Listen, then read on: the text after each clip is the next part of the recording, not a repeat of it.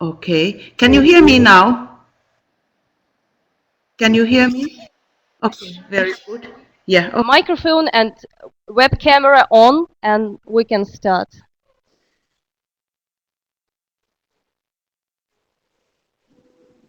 We can hear you, and yes, we can Okay. see you finally Yeah. again. Okay. So, So we are going to start the last panel discussion, and we are about to give a floor for Johanna Lassanen, who is originally from Finland, but now she is in the United States. And from the Russian side, we have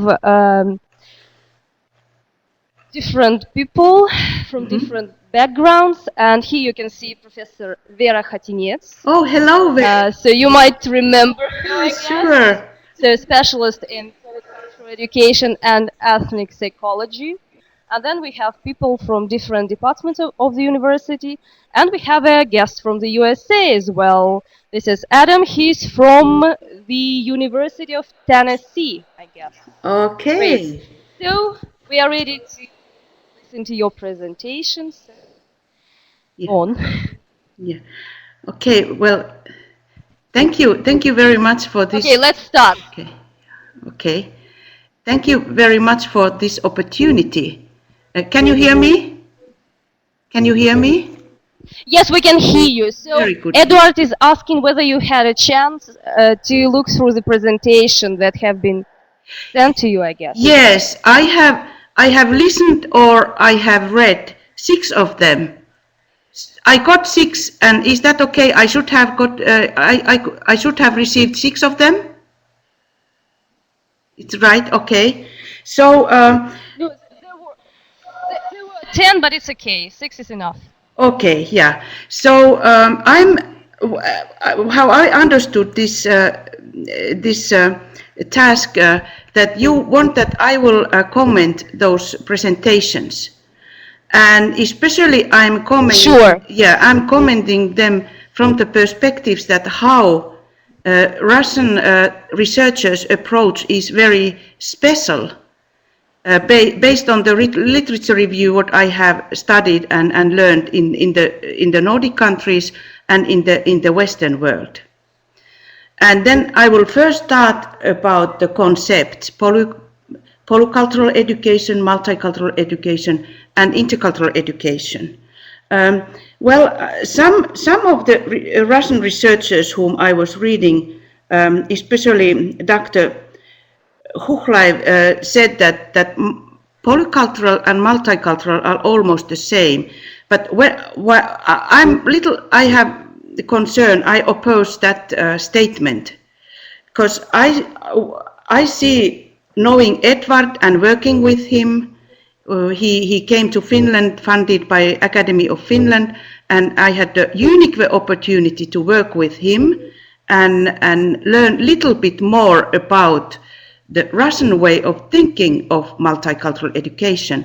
And I also had the unique opportunity to visit in your excellent university, Udmurt State University, and meet Professor Hotinets and learn little bit, although we have the language barrier, little about her way of thinking. And then,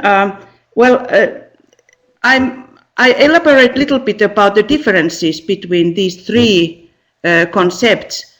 First of all, polycultural education, the concept that has been developed in the Russian context.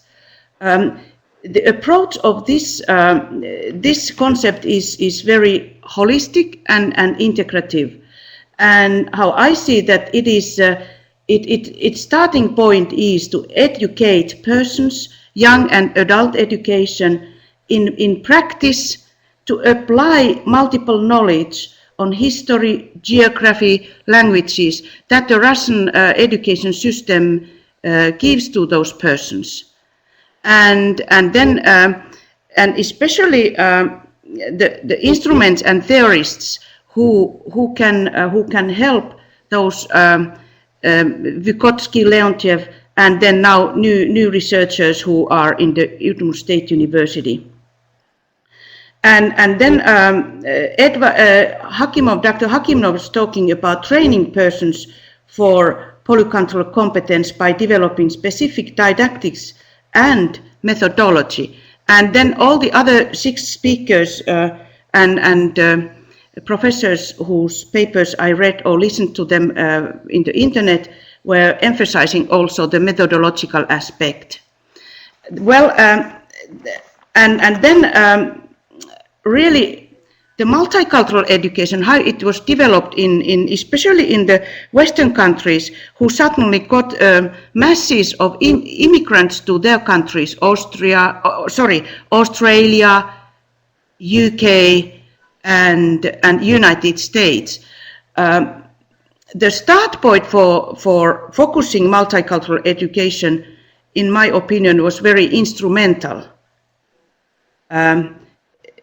There was a need to learn, to know these persons who came from different nations and to understand their languages, and then to develop different kind of programs in order to integrate them and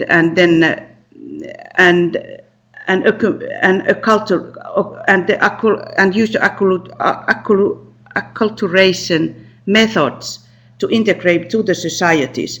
However, now when we have proceeded further, of course, the multicultural education also have been approached from multiple scientific approaches. Like, for instance, sociology is analyzing societies and communities which are combined of persons from different cultures. And then how I have interpreted multicultural, it is more society concept.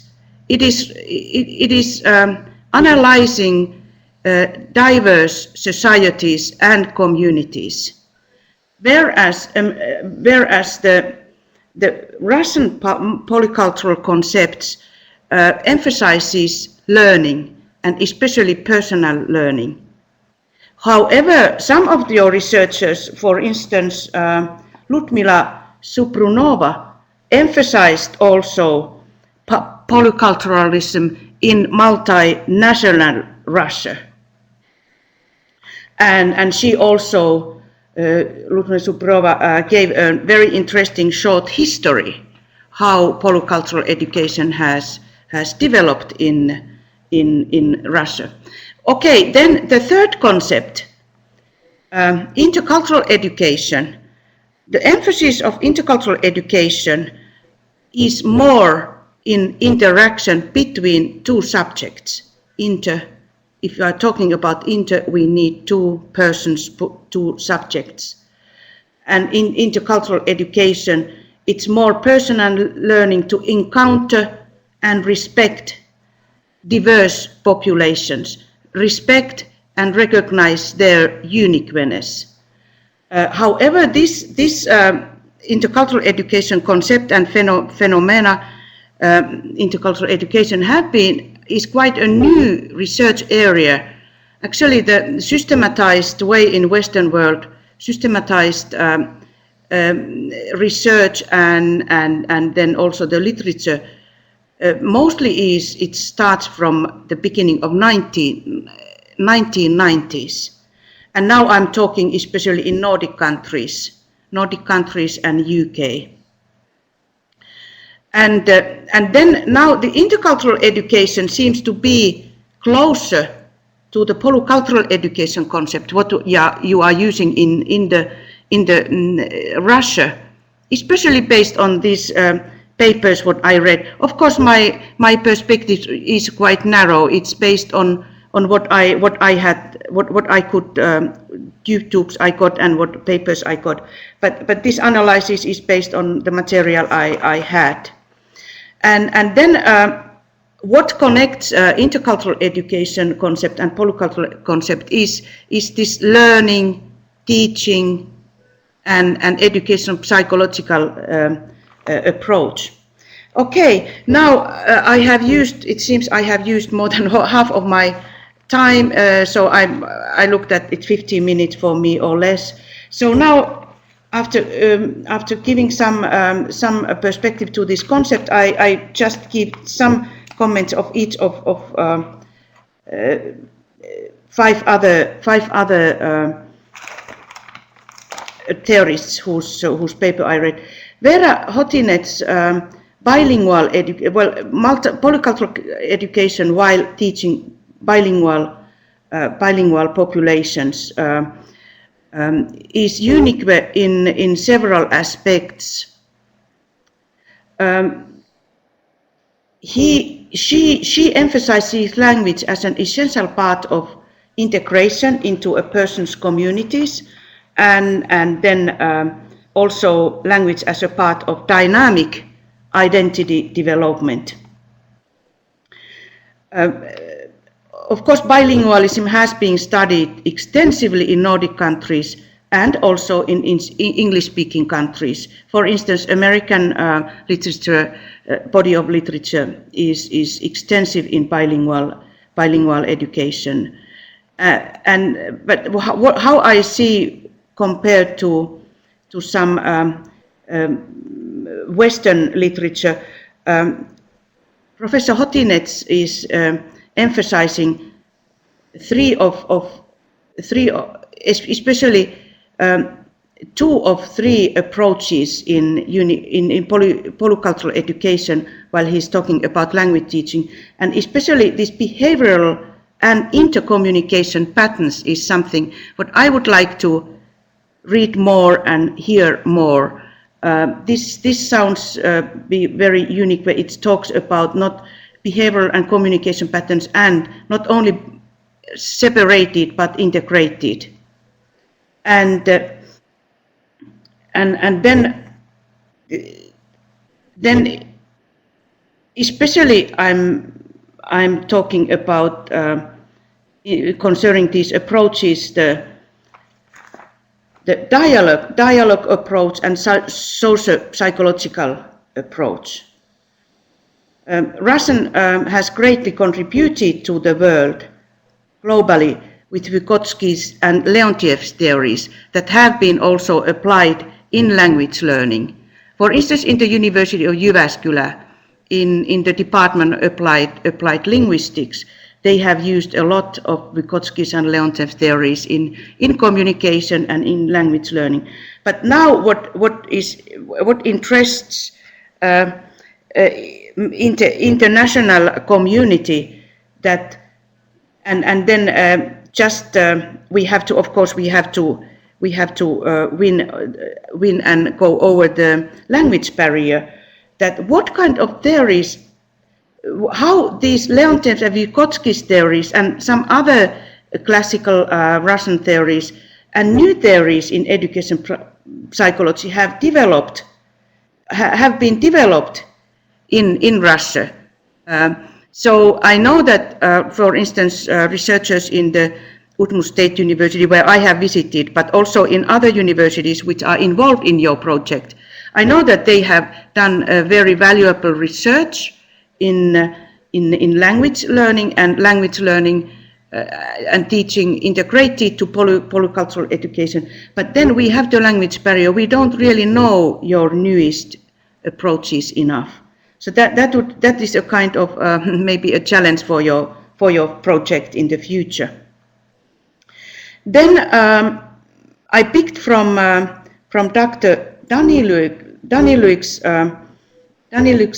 paper, multi-paradigm approach, also what Dr. Hakimov has conceptualized.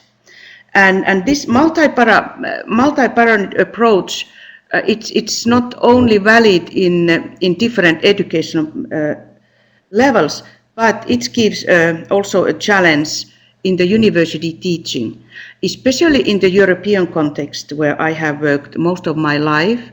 There is this multi-paradigm approach challenge, because still we have very traditional way of looking each scientific area. Psychology in its own area, education in its own, sociology is in own area. Instead of looking, for instance, the the problem area, for instance, the societal phenomenon area, for instance, let's say polycultural, some polycultural community, and then looking that societal problem area from multiple scientific aspects. Very good example are in American universities, some American the programs in American universities. In United States, they have really taken this kind of dynamic approach that even the university programs have been developed from multi-scientific aspects. And then considering polycultural education or multicultural education or intercultural education, this kind of approach is needed while we are researching any topics in these areas. Then Huchleib and Baryshnikov talked about cooperation and communication in their papers, and then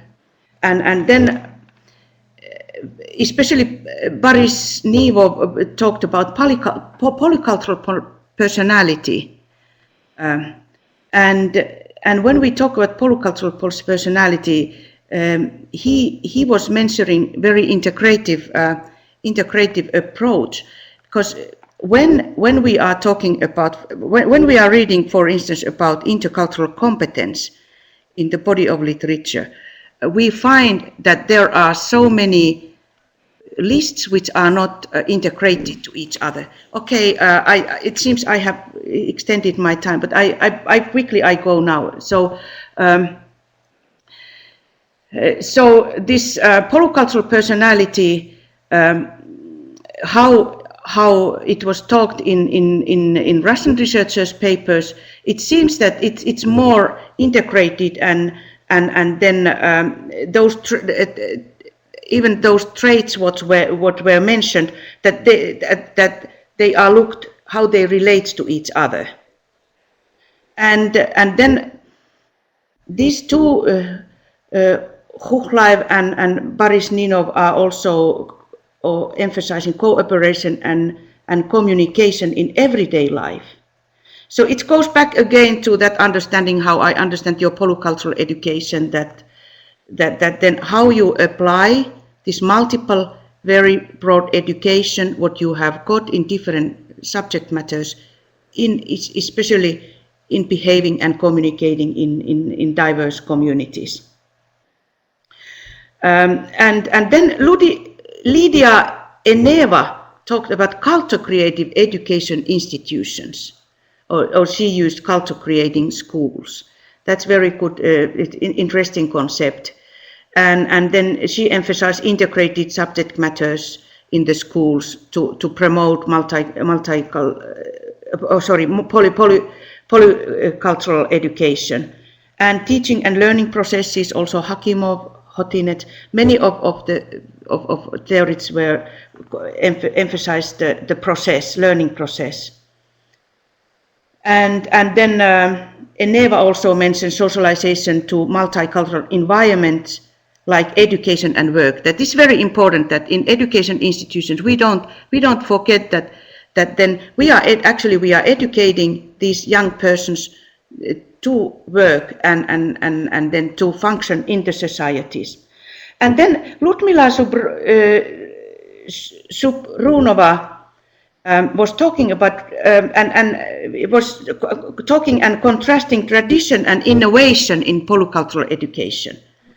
And then this reminds me about the model what I and then my doctoral student developed together about dynamic model of acting in multicultural environments. And then the two angles are dynamic intercultural education, or static, and knowledge in vacuum, and contextual knowledge. And then this would be quite interesting to see in the future, that how these concepts live in tradition versus innovation in polycultural education in your country. So, and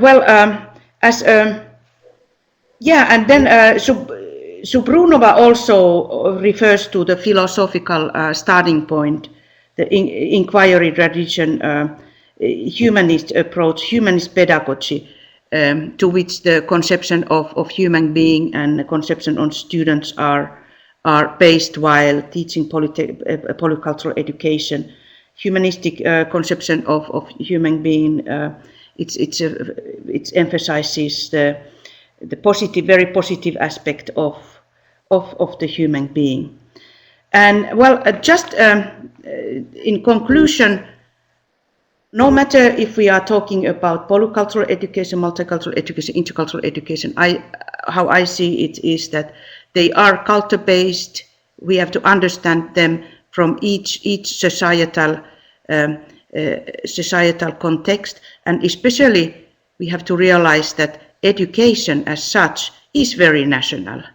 Its features and the nature is very national. Each nation, based on their economic, they create their own educational context. We can talk about some common structures what for instance UNESCO have created. We can compare different levels of education, but the content of education is still very national. No matter if we talk about European Union, integration of European countries, and even when we talk about the United States and we're looking at different states in these decentralized systems, these localities can decide that what kind of education in content-wise they are offering.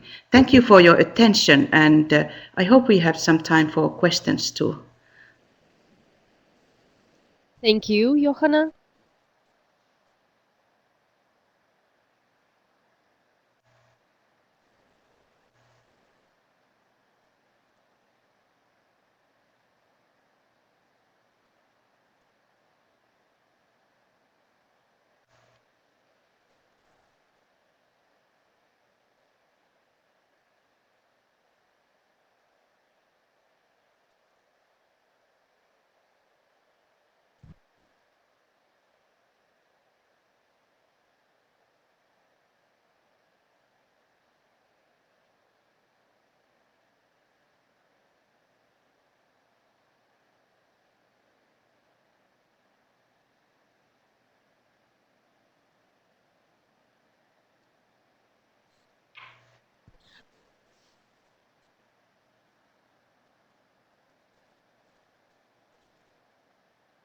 Okay, we have just one question that we have created together. Yeah. So it's about the differences between how it is made. I mean, polycultural. How is polycultural education ideas and practices are implemented in the U.S. because now you are in the United States compared to Finland. So have you observed any differences while being in the U.S. because you are a real expert on how it is done in Finland, so you can compare now? Yeah. Well, the biggest difference what comes to my mind is, of course, the languages and language teaching and then respect of different languages. United States is English-speaking country. It's the country of the world. It's the language of the world. We can say it. We can also criticize it. Is it killing the other languages? And in Finland, the language environment is very multilingual. So, for instance, in the schools, every child has, based on human rights, to have teaching in their mother tongue, because mother tongue or native language is considered so important part of person's identity, and also it is considered very important as a basis for communicating with their families. And grandparents might not speak Finnish, so so the children and grandchildren have to learn and keep learning their own native language so that they can communicate with the family. And then we have to learn many languages in the school. While Finnish is so small languages, the world wouldn't open for us if we are not talking more languages. Then compared to the atmosphere, how multiculturalism and diversity is accepted, of course, United States have long history in that sense. The whole country has been formed and then built based on multiple nationalities.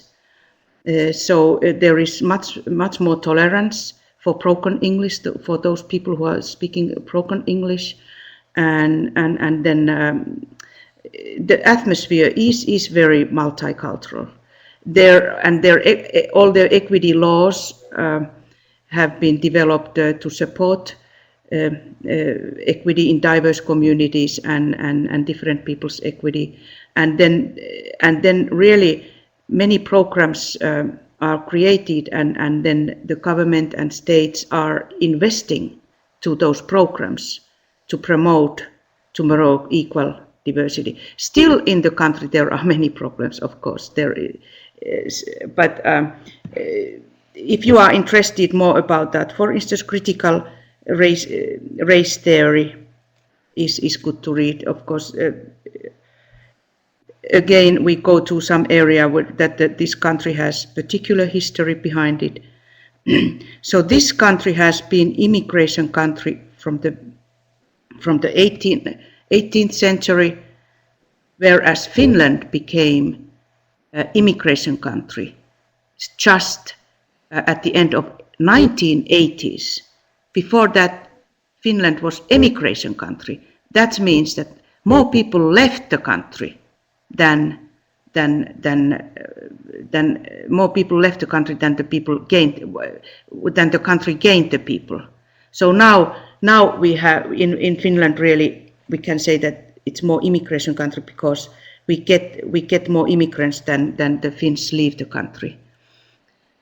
So there is a big difference between Finland and United States historically and then population wide. Okay, thank you so much. I guess we need to shift to another speaker, Okay. otherwise we won't have enough time. Thank you. Thank you very much. Okay, so now